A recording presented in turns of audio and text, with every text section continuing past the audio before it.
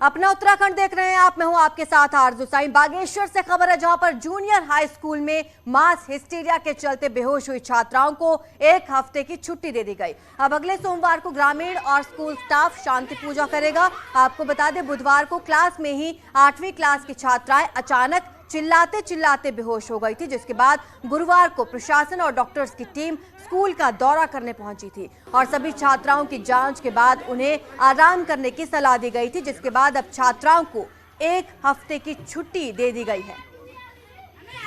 तस्वीरें आप कल की देख रहे हैं जब वहां पर स्कूल में पहुंची थी डॉक्टर्स की टीम और वहां पर छात्राओं के साथ भी बातचीत की गई थी। छात्राओं के बेहोश होने की खबर सामने आई थी बागेश्वर के जूनियर हाई स्कूल से, जहां पर अचानक 8वीं क्लास की छात्राएं रोते चिल्लाते बेहोश हो गई थी, जिसके बाद टीचर्स में भी हड़कंप मच गया था और बाद में उन्हें परिजनों के साथ घर भेज दिया गया था। लेकिन कल डॉक्टर्स की टीम वहां पर पहुंची, जांच पड़ताल की गई, साथ ही छात्राओं के साथ बातचीत भी की गई और उन्हें आराम करने की सलाह दी गई है। 1 हफ्ते की छुट्टी इन छात्राओं को कर दी गई है। घर में रहकर ही आराम करेंगी ये छात्राएं। बुधवार की खबर जब बागेश्वर से आई थी, चिल्लाते चिल्लाते 4 से 5 छात्राएं बेहोश हो गई थी।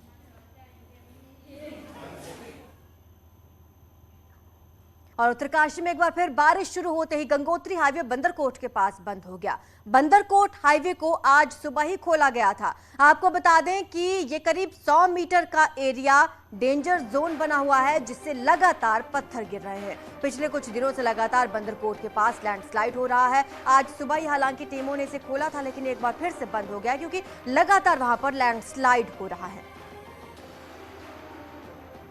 ज्यादा जानकारी हमारे संवाददाता बलबीर परमार हमें देंगे। बलबीर, अभी सुबह ही इस हाईवे को खोला गया था, एक बार फिर से ये बंद हो गया है। क्या टीमें अभी फिर से इस काम में जुट गई हैं हाईवे को खोलने के लिए?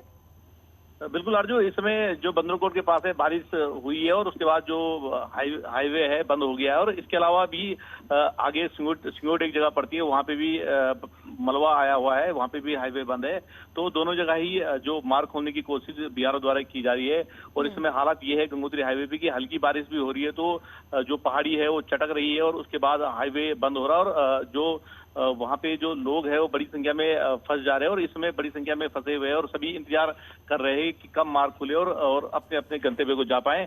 और हालात ये है कि लगभग 200 मीटर के एरिया में बंदरकोट और मातली के बीच में बड़ा भूस्खलन जोन सक्रिय हो रखा है। तो काफी रिस्क है इस जगह पे।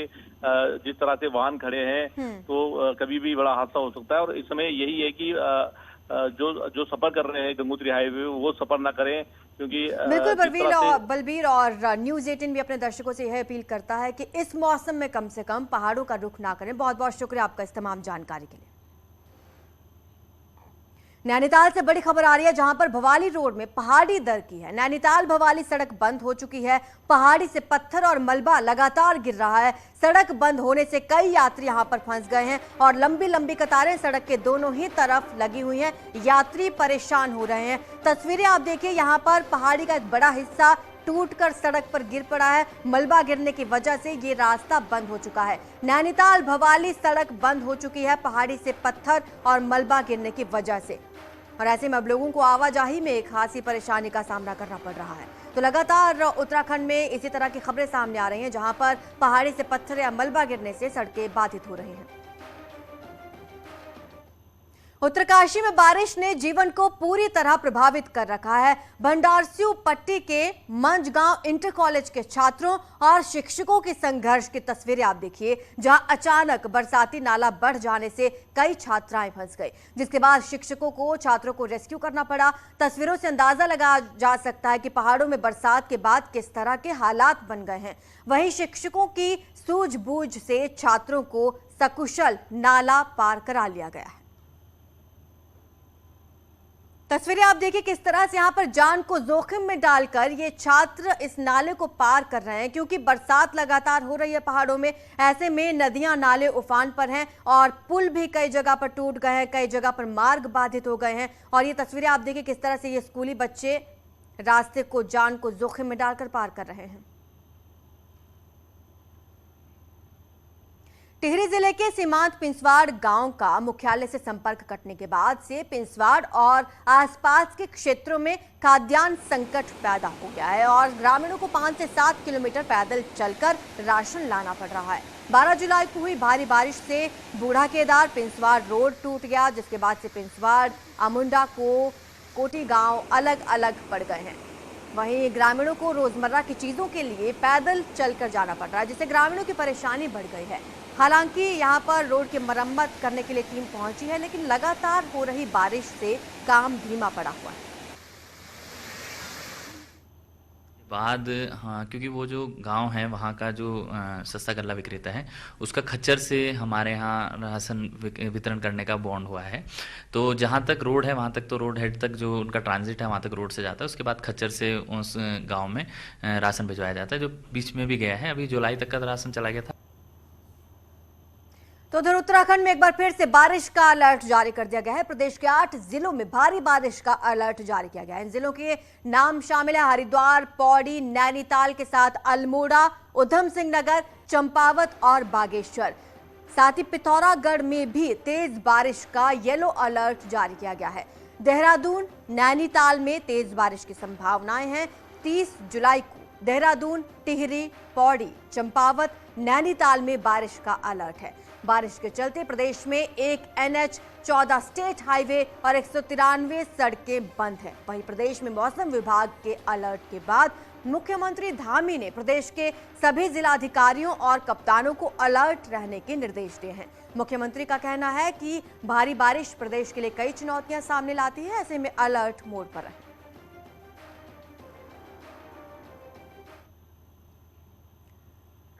जोशीमठ नगर, गोपेश्वर नगर के निचले क्षेत्र में हो रहे भूस्खलन को लेकर प्रशासन भी चिंतित लग रहा है। प्रशासन ने जोशीमठ नगर क्षेत्र के निचले हिस्से में हो रहे भूस्खलन के लिए उत्तराखंड सरकार से मांग की थी, जिस पर सरकार ने संज्ञान लिया। उत्तराखंड राज्य आपदा प्रबंधन की ओर से 6 सदस्य टीम का गठन इनका कर दिया गया है, जिसमें भारतीय भूवैज्ञानिक सर्वेक्षण विभाग देहरादून, भारतीय प्रौद्योगिकी संस्थान रुड़की, वाडिया हिमालय भूविज्ञान संस्थान देहरादून के साथ कई और टीमें भी शामिल हैं, जो भूस्खलन जोन का सर्वे करने वाली हैं।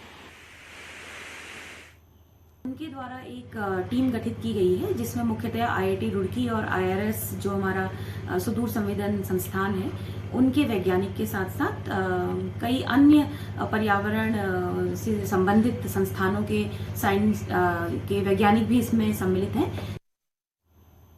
तो वहीं भारी बारिश के चलते उफान पर आए नदी नालों से दूर रहने का अलर्ट जारी किया गया है। कोटद्वार में इन सब के बावजूद नदी के डूब क्षेत्र में अवैध निर्माण की बाढ़ आई है। टोगड्डा में लंगूस्यार्ड नदी के किनारे धड़ल्ले से निर्माण जारी है, जिससे नदी सिकुड़ती जा रही है और कई इलाकों पर बाढ़ का खतरा और बढ़ गया है। कोटद्वार में खो नदी के किनारे भी दर्जनों मकान नदी के फ्लड जोन में बने हुए हैं। मतलब बहुत पहले से बने हुए हैं, तो जनरली जो है ये चीज़ संज्ञान में आती है, हम उनको नोटिस देके और उनको इस चीज़ से मतलब जो है आगाह भी करते हैं कि भाई ये गलत है, आप इस तरह का अवैध निर्माण ना करें, अदरवाइज फिर कानूनी कार्रवाई करी जाएगी। तो बीजेपी में प्रदेश अध्यक्ष बदले जाने की खबरों के बाद हलचल तेज हो गई है। दिल्ली गए पूर्व विधायक महेंद्र भट्ट भी गुरुवार शाम को देहरादून लौटे। उन्होंने सबसे पहले यमुना कॉलोनी स्थित प्रदेश अध्यक्ष मदन कौशिक के आवास पर पहुंचकर उनसे मुलाकात की। न्यूज 18 से बातचीत में भट्ट ने कहा कि उन्हें दिल्ली बुलाया नहीं गया था, बल्कि उन्होंने राष्ट्रीय अध्यक्ष जेपी नड्डा से मिलने का समय मांगा था। भट्ट ने प्रदेश अध्यक्ष बदले जाने की अटकलों से अनभिज्ञता जाहिर की, लेकिन जिम्मेदारी मिलने के सवाल पर भट्ट ने कहा कि संगठन जो जिम्मेदारी देगा उससे मना कैसे किया जा सकता है। आपको बता दें, महेंद्र भट्ट को प्रदेश अध्यक्ष पद का प्रबल दावेदार माना जा रहा है। देखिए, बुलाया नहीं गया था। मैं माननीय अध्यक्ष जी से मैंने समय बहुत पहले पिछली बार जाकर मैंने समय मांगा था और मुझे समय मिला। उनके कार्यालय से जानकारी है कि आपका समय इतने बजे है, आप आइए। मैं मिला, मैंने भगवान केदारनाथ जी की माला सराफा उनको भेंट किया। देखिए, पार्टी जो दायित्व देती है उसे अस्वीकार करने का प्रश्न किसी का नहीं होता है, लेकिन अभी दूर दूर तक इस प्रकार के कोई कयास लगाने भी उचित नहीं है। बीजेपी के राष्ट्रीय मीडिया प्रभारी अनिल बलूनी ने उत्तराखंड में 2 एम्स बनने का रास्ता साफ होने पर खुशी जताई। उन्होंने कहा कि डबल इंजन वाली सरकार का यही फायदा है। उन्होंने जमीन की मंजूरी देने के लिए सीएम पुष्कर धामी को धन्यवाद कहा। लगातार एम्स के सैटेलाइट सेंटर के लिए प्रयास कर रहे थे, अब उत्तराखंड सरकार ने भी जमीन की मंजूरी दे दी है। कितनी बड़ी सफलता मानते हैं सर इसे? देखिए, इसी को डबल इंजन का कमाल बोलते हैं। जो हम लोगों ने उत्तराखंड के जनता के साथ वादा किया था कि उत्तराखंड में सारी सुविधाएं देंगे, उत्तराखंड में विकास की गति को तेज करेंगे, उत्तराखंड की स्वास्थ्य जो सुविधाएं हैं उनको मजबूत करेंगे, उसके लिए कार्य हो रहा है। उत्तराखंड अपेक्षाकृत एक छोटा राज्य है, उसके बावजूद 2 एम्स खुल जाना एक बहुत बड़ी उपलब्धि है। हम उत्तराखंड के मुख्यमंत्री पुष्कर सिंह धामी जी और उनकी पूरी कैबिनेट को भी साधुवाद देते हैं, जिन्होंने ये ज़मीन का मामला सुलझाया है और बहुत तेज़ी के साथ एम्स पे काम शुरू होगा। उत्तराखंड की जनता को बेहतरीन स्वास्थ्य सुविधाएं मिल सके, इसके लिए हम लोग प्रयास कर रहे हैं और उत्तराखंड को श्रेष्ठ राज्य बनाने के लिए जो कदम हो सकते हैं उन सबको करने के लिए हम लोग कृत संकल्प है। हाँ सर, जिस तरह से स्वास्थ्य सुविधा बढ़ने से जिस तरह से उत्तराखंड में आप प्रयास भी कर रहे हैं कि गांव की ओर वापसी हो, इस मुहिम को या फिर आपकी जो विभिन्न मुहिम है उनको कितना फ़ायदा मिलेगा सर? देखिए, सारी मुहिम, सारे प्रयास और सब लोगों का जो मिलके काम कर रहे हैं उत्तराखंड के कल्याण के लिए कर रहे हैं। उत्तराखंड में लगातार लोगों को जो दुश्वारियां हैं उनसे छुटकारा मिले, लोगों की जो मुश्किलें हैं उनसे उनको छुटकारा मिले, उत्तराखंड के लोगों का जीवन सरल हो, उत्तराखंड के लोगों को रोजगार मिले, उत्तराखंड के लोगों को सारी जितनी भी चीज़ें सुविधाएं मिल सकती हैं वो सारी मिले, उसके लिए हम लोग काम कर रहे हैं। और जिस तरह से उत्तराखंड में 2 एम्स खुले, इसी प्रकार से अन्य सुविधाएं भी मिलेंगे। रेल कनेक्टिविटी को और बेहतर करने का प्रयास करेंगे, सड़क कनेक्टिविटी को बढ़ाया जाएगा। उत्तराखंड को श्रेष्ठ राज्य बनाने के लिए, उत्तराखंड को रहने की सबसे बेहतरीन जगह बनाने के लिए कोई भी कोर कसर नहीं छोड़ी जाएगी।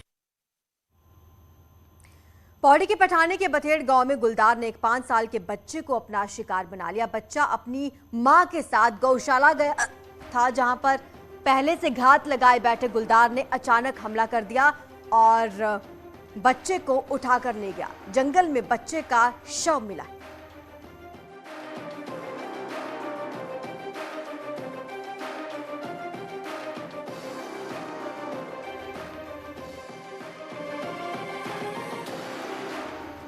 तो पौड़ी के पैठानी से दुखद खबर आई है, जहां पर भड़ेत गांव में गुलदार ने एक 5 साल के बच्चे को अपना शिकार बना लिया। बच्चा अपनी मां के साथ गौशाला गया था, जहां पहले से ही घात लगाए बैठे गुलदार ने अचानक हमला कर दिया।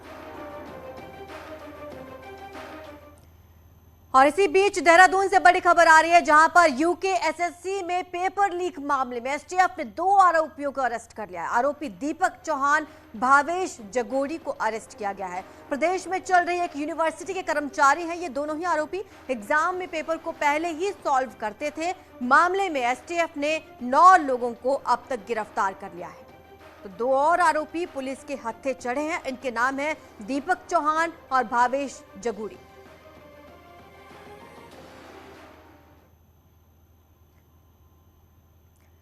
उत्तरकाशी के युवा अग्निवीर बनने का सपना लिए मैदान में दौड़ते नजर आ रहे हैं। साथ ही उनके सपनों को पंख देने का काम कर रहे हैं भारतीय सेना से रिटायर्ड फौजी चंद्रमोहन। ये रिपोर्ट देखिए।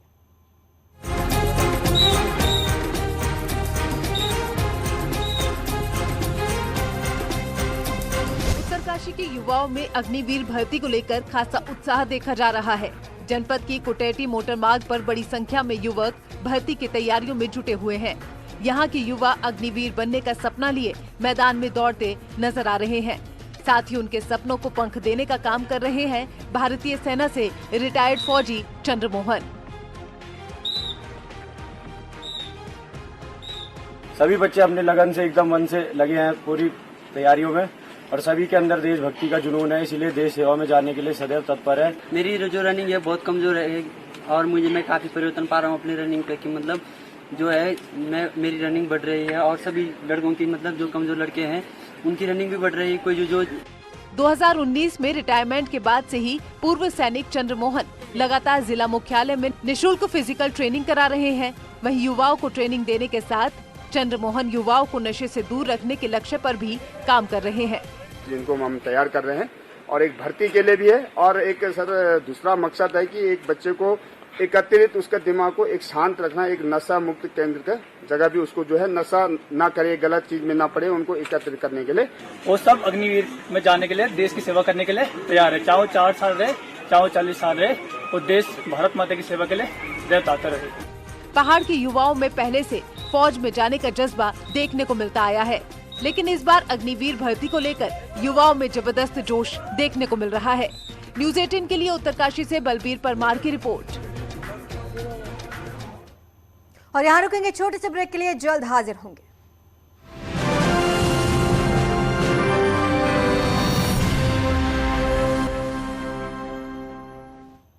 ब्रेक के बाद आपका स्वागत है। बाघ के प्रति जनता को जागरूक करने के लिए कई कार्यक्रम चलाए जा रहे हैं। इसी के चलते कॉर्बेट आज बाघों की राजधानी के रूप में जाना जाने लगा है। ये रिपोर्ट देखिए।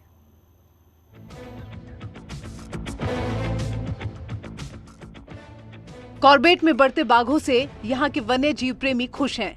बढ़ते बाघों की संख्या ने दुनिया में इसे शानदार मुकाम पर पहुंचाया है, जिससे यहाँ का पर्यटन भी तेजी से बढ़ा है। लेकिन बढ़ते बाघों की संख्या ने जहाँ मैन एनिमल कॉन्फ्लिक्ट की आशंका को भी बढ़ाया है, वहीं बढ़ते बाघों के चलते ये टाइगर रिजर्व तस्करों के भी निशाने पर बना हुआ है। लेकिन बहुत बड़ी चुनौती है मानव वन्यजीव संघर्ष को रोकना, क्योंकि इसके साथ साथ हमें मानव वन्यजीव संघर्ष को रोकना है। और इसका एक पहलू और भी है, तस्कर की नजर भी बाघों पर पड़ी हुई है। इस सब पहलू को देखते हुए हमें पूरी स्थिति को जो है पूरा आकलन करते हुए हमें जो है पूरा प्रयास करना पड़ेगा किस तरह हम बाघों को सुरक्षित कर सके और मानव वन्यजीव संघर्ष को रोक सकें।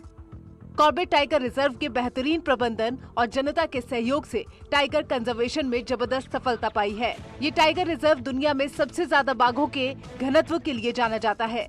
बढ़ते बाघ से मिलने वाली चुनौतियों से भी टाइगर रिजर्व प्रशासन वाकिफ है, जिससे पार पाने की जद्दोजहद भी जारी है। देखिए, कॉर्बेट में जो हमारी पिछली अखिल भारतीय बाघ गणना हुई थी, तो इसमें 231 जो है टाइगर यहाँ पर आए थे और घनत्व के हिसाब से जो है सर्वाधिक हैं किसी भी नेशनल पार्क में। निसंदेह कॉर्बेट में बाघों का कुनबा फल फूल रहा है, जो किसी के लिए भी खुशी की बात हो सकती है। लेकिन इस बढ़ते कुनबे को सुरक्षित सहेज कर रखने की जिम्मेदारी भी किसी चुनौती से कम नहीं है। न्यूज़ 18 के लिए रामनगर से गोविंद पाटनी की रिपोर्ट। आज अंतर्राष्ट्रीय बाघ दिवस है और इसमें कॉर्बेट में जनता और वन कर्मियों को वन्य जीवों के प्रति जागरूक करने के लिए प्रतियोगिताओं का आयोजन किया गया, जिसमें लोगों ने बढ़ चढ़कर हिस्सा लिया। ये सभी प्रतियोगिताएं वन और वन्य जीवों को लेकर हुई। इसके लिए जागरूकता बहुत जरूरी होती है, तो वो जनता के बीच जागरूकता बार बार जाके कि जानवर कैसे अगर वहाँ आता भी है तो डिस्टर्ब ना हो, क्या क्या वो सावधानी रखें जिससे कि वो आराम से निकल जाए, चाहे पानी पीने के लिए आ रहा है या दूसरे कामों के लिए। तो इस तरह का पूरा प्रयास किया जाता है, सभाएं की जाती हैं, मीटिंग्स की जाती हैं गांव वालों के साथ लगातार। यहाँ रुकेंगे छोटे से ब्रेक के लिए, जल्द हाजिर होंगे।